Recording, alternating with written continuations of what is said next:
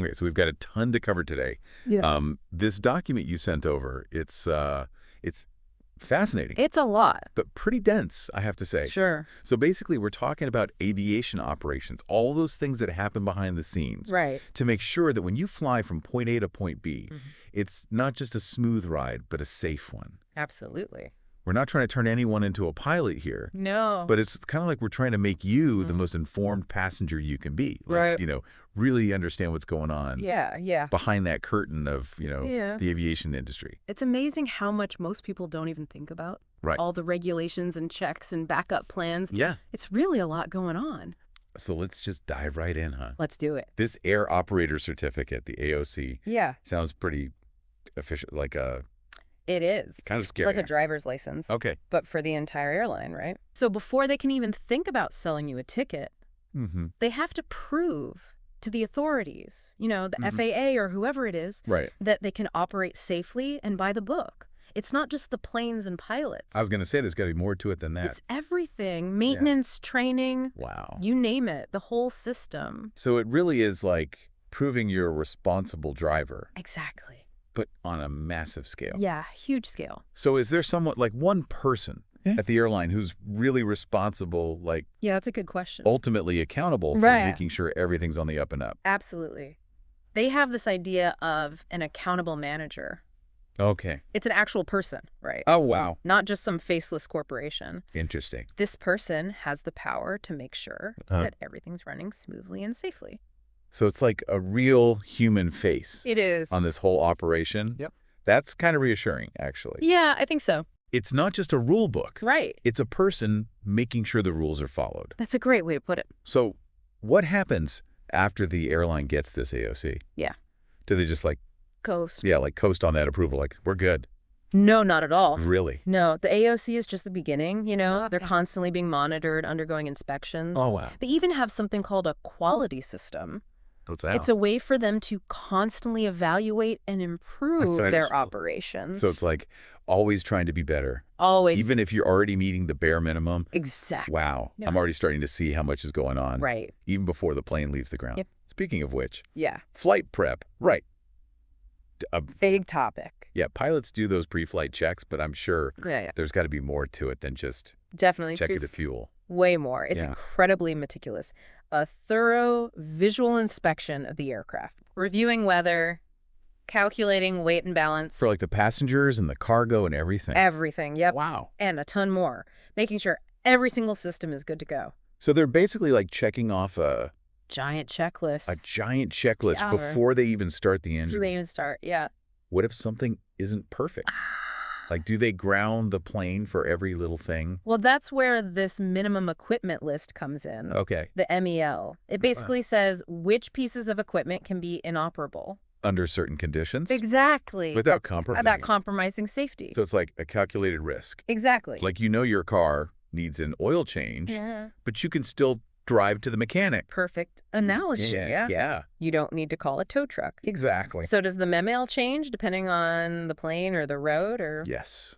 And it's so organized, the whole thing. Really? The MEL is just one part of this massive Oh, gotcha. operations manual. It's like the airline's rule book. Oh, wow. For every single procedure. So they have a guide for everything. Pretty much. So do the pilots actually have to sign off on anything Oh, yeah. before they can actually, Go. go? Definitely. So it's not just checking the plane. They have to certify these documents. Like what?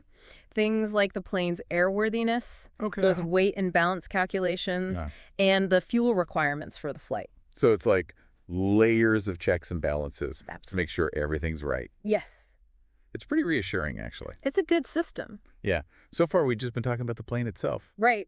What about the people on board? Oh, yeah. That's another huge part. Right. The airline's responsibility, it's everything. Okay. It's not just getting the plane in the air. It's making sure every passenger is safe and accounted for. Mm-hmm. Even things you might not think about, like making sure no one's hiding on board. Wait, they have to check for stowaways? That sounds like something out of a movie.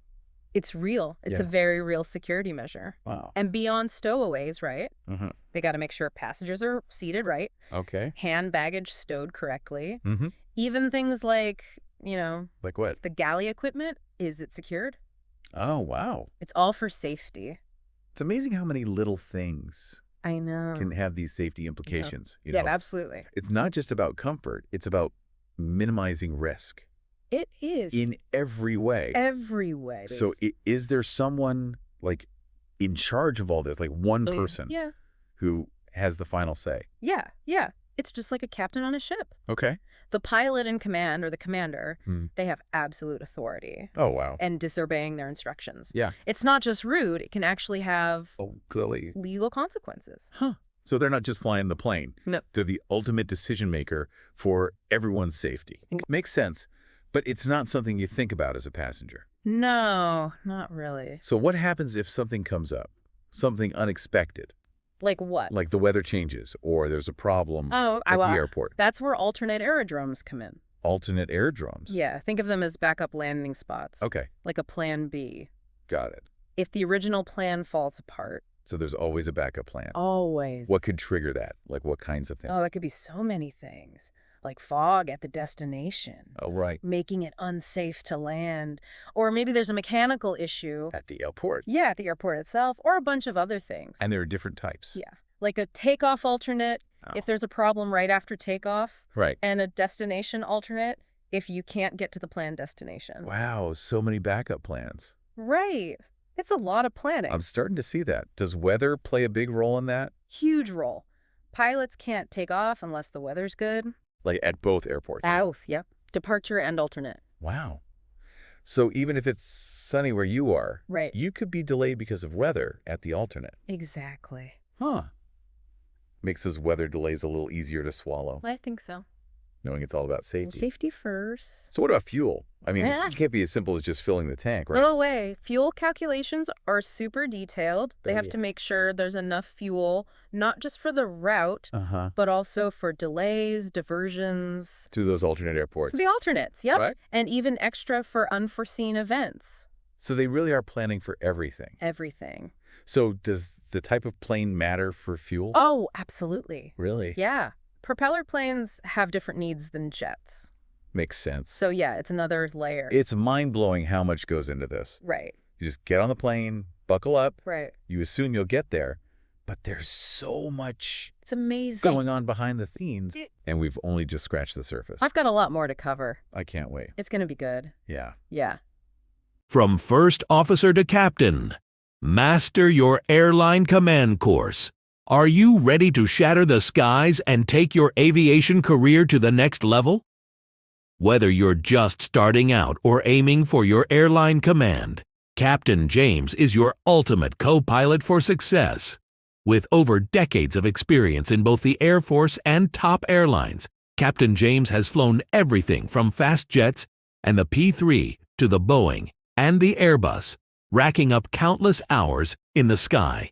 His unmatched insider knowledge and thrilling cockpit stories are packed into his best-selling professional airline pilot series and his Sky Call YouTube podcast, Buckle Up. It's time to fly high. What you'll get is the Airline Command Prep course. You will master the technical know-how, the standard operating procedures, and the leadership skills needed to take command of any flight. Next is the Airline Pilot Interview Manual. Nail your interview with insider tips, real-world scenarios, and expert strategies that'll make you the top pick. And finally, aircraft-specific guides that cover 600-plus technical questions for every aircraft. Become a pro on both the Airbus and Boeing. Get ready to impress with your technical knowledge. And join Captain James on his Skycall YouTube podcast for exclusive, behind-the-scenes access to the aviation world. From interview hacks to emergency handling, airline operations, and real stories from the flight deck. This is your personal seat in the cockpit. It's time to level up your skills and knowledge with expert insights and answers to your most burning aviation questions. Start your journey now with Captain James books on Amazon Kindle. The QR code is on the screen and the links are below. This is your first-class ticket to a successful aviation career. Become the pilot you were meant to be with Captain James by your side. So, welcome back to our deep dive. We've been talking about all the prep work, the responsibility, Yeah, it sounds... all the stuff that goes into even a simple flight. Right. But things get even more interesting Okay. when we start talking about those really long flights. Yeah, the ones over the ocean. Exactly, especially those transoceanic flights. I was just thinking about that. Yeah. With all these alternate airports and backup plans. Yeah. What happens when you're over water? Like, you can't exactly pull over. You got it. It's a whole different ball game. Right. And there are very specific rules for those kinds of flights. Like what? Well, especially over the North Atlantic, right? Okay. One of the busiest, most challenging airspaces. I can imagine. So many things they do differently. Like? Well, navigation is a big one. Remember MNPS? Minimum Navigation Performance Specifications. Yep. Those become even more critical over the ocean. Oh, right. Because you don't have those ground-based navigation aids. Makes sense. It's like you need a more precise compass and map. Out in the middle of nowhere. Exactly. So, are there like special rules for flying over the Atlantic? Oh, absolutely. There's this specific airspace Okay. called NAT-HLA. NAT-HLA. North Atlantic High-Level Airspace. Oh, wow. It's tightly controlled. Like what kind of things? Planes flying there, they need 2 long-range navigation systems, independent backups ready. Got it. They also need HF radio. What's that? It lets them talk to air traffic control. Okay. Over really long distances. Wow, so it's all about redundancy and long-distance communication. You got it. Do they just pick their own routes across the ocean? Nope. They have this thing called the Organized Track System. Organized Track System. Or OTS. Okay. It's like a highway in the sky. A highway in the sky. Predefined tracks across the Atlantic. Oh, wow. And they change every day. They do? Based on weather and wind. So everyone's following these paths? Pretty much. Instead of just going wherever? Yeah, it's much more organized. But how do they even figure out those paths? Lots of data analysis. Really? They look at weather forecasts, wind patterns, Okay. even traffic volume. To find the best routes. The safest and most efficient, yeah. So it's like a giant air traffic puzzle. It is. They solve it every day. Wow. We've talked about navigation, but communication's got to be key, right? Oh, absolutely. Yeah. Essential for coordination. When you're out over the ocean. Especially then. Like we said, HF radio is the main way for long range. But they have procedures for reporting their position too, right? Yes, definitely. And for handling communication failures. Oh, man. What happens if they lose contact?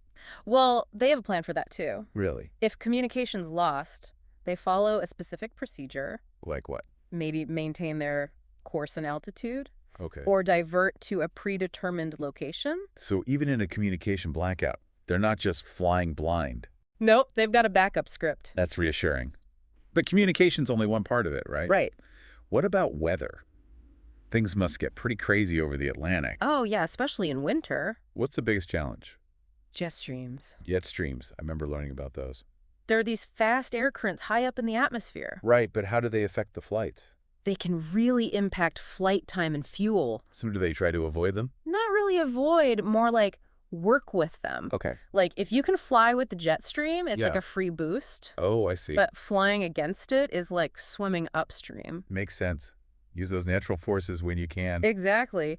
Pilots and dispatchers, they spend a lot of time Okay. analyzing the jet stream forecasts. To find the best routes. To optimize everything, minimize the impact of those winds. So they're like playing a game with the atmosphere. They are. A strategic game. That's pretty cool. Are there any downsides to those jet streams? Well, they can also create turbulence. Turbulence. Every nervous flyer's worst nightmare. I know, right? How do they deal with that? Well, modern planes are built to handle even bad turbulence. Huh? So it's more about passenger comfort than actual safety. I see.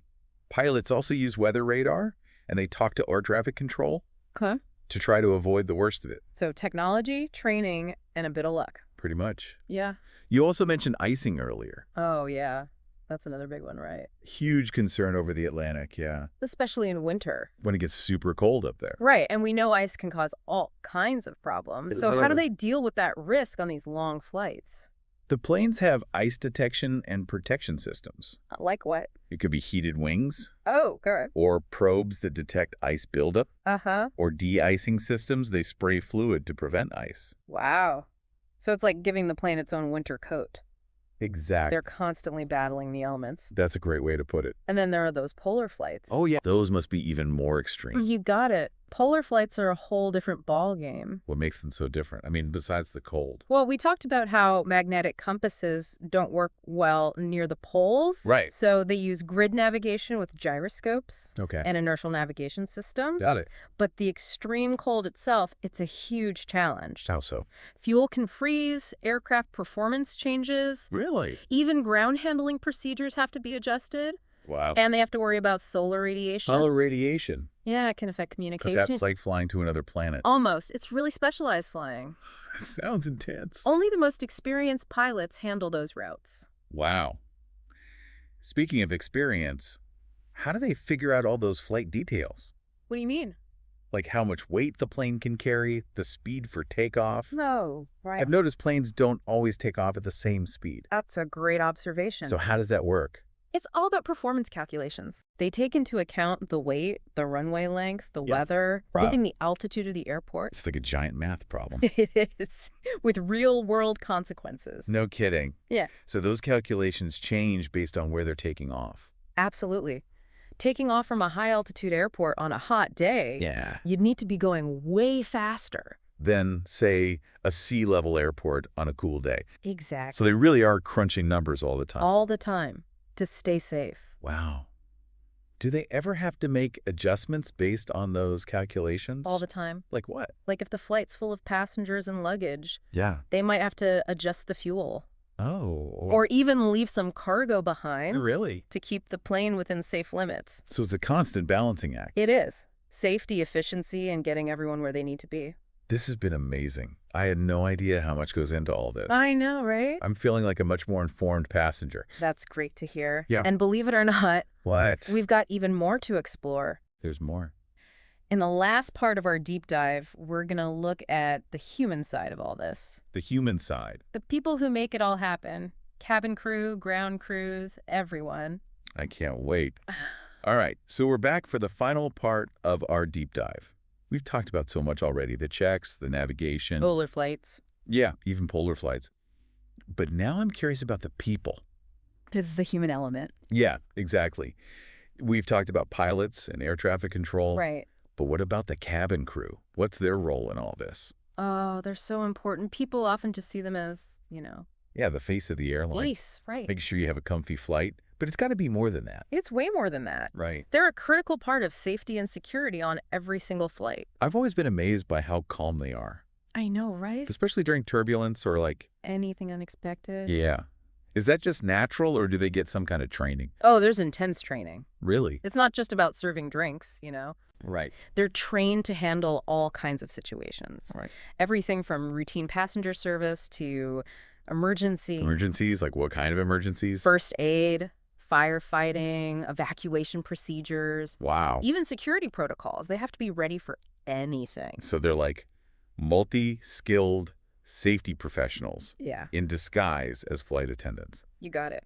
It definitely makes me feel safer, Me too. knowing they're more than just there to point out the exits. Exactly. They're the first responders on board. Wow. And their calm professional attitude Yeah. can make a huge difference. Right. It helps everyone stay calm. Exactly. We talked about security earlier and how airlines search the plane. Right.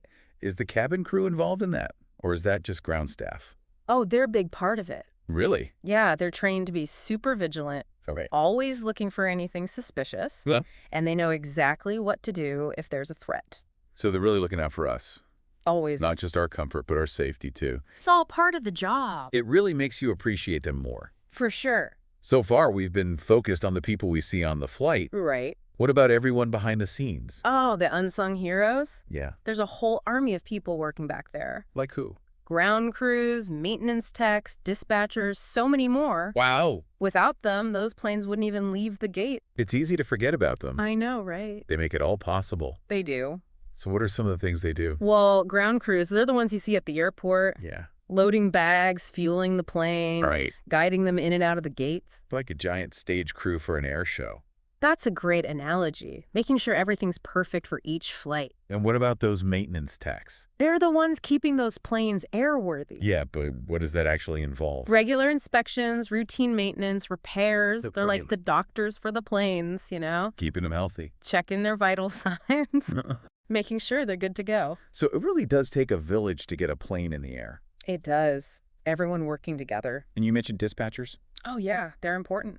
What do they do? They're like the masterminds behind each flight. Okay. They look at the weather, the routes, the plane's performance data. All that stuff. Everything. They plan the safest, most efficient route. Wow, that sounds stressful. It can be. They're constantly monitoring, communicating with the pilots. To make sure everything goes smoothly? Exactly. This whole deep dive has been incredible. I'm glad you think so. I had no idea how much was involved in all of this. It's pretty amazing, right? It's mind-blowing. All these people working together Yeah. to keep us safe. It's a team effort for sure. I used to think flying was just, Getting from A to B. yeah, but now I see it's so much more than that. It is. It's human ingenuity, meticulous planning, so much hard work. Well said. I hope you have a new appreciation for flying. I do. I'll never look at a plane the same way again. That's great to hear. Thanks for taking us on this journey. My pleasure. Safe travels. And that wraps up our deep dive into aviation operations. We hope you enjoyed this behind-the-scenes look at what it takes to get you safely from one place to another. Until next time, keep exploring, keep learning, and keep those wings soaring.